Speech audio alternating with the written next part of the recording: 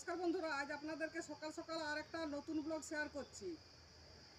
এই দেখুন, দুটো কলা গাছ আমার পড়ে গেছিলো, একটা কলাও কিন্তু পুষ্ট হয়নি। কলা কান্ধিটা উপরে, এই কলা কান্ধিটা আটকে গিয়েছিল।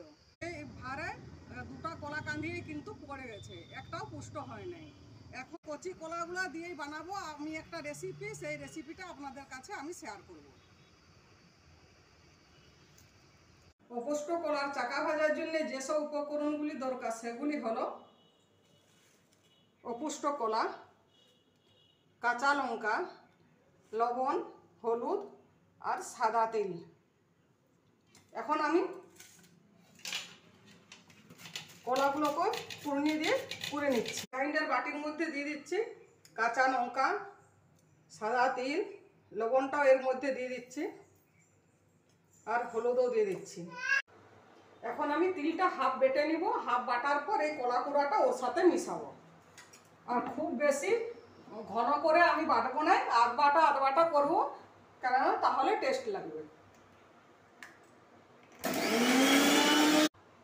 হাফ বাটা হয়ে গেছে, এখন আমি এর সাথে এই কলা কুড়াটা মিশিয়ে নিব। জাস্ট একটুকু মিশিয়ে নিব গ্রাইন্ডারে, বেশি বাটবো না।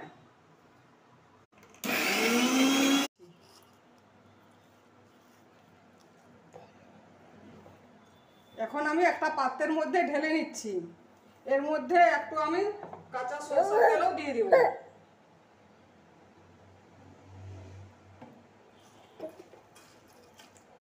এরপর ভালো করে মেখে নিচ্ছি। তাওয়া গরম হয়ে গেছে, এখন তার মধ্যে আমি সামান্য পরিমাণে তেল দিচ্ছি। এরপর চাকা চাকা করে বস করাচ্ছি।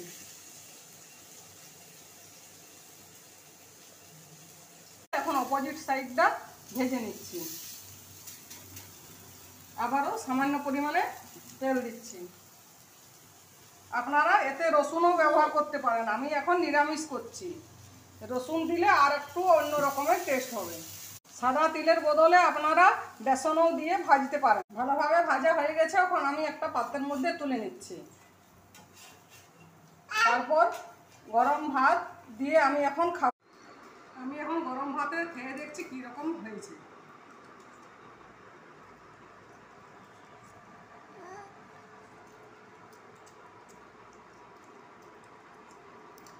অসাধারণ। বন্ধুরা, আপনারা বাড়িতে করে খাবেন, দেখবেন অন্য আর কোনো সবজির দরকার হবে। ভিডিওটি ভালো লাগলে আপনারা লাইক, কমেন্ট, শেয়ার এবং সাবস্ক্রাইব করে আমাকে উৎসাহিত করুন।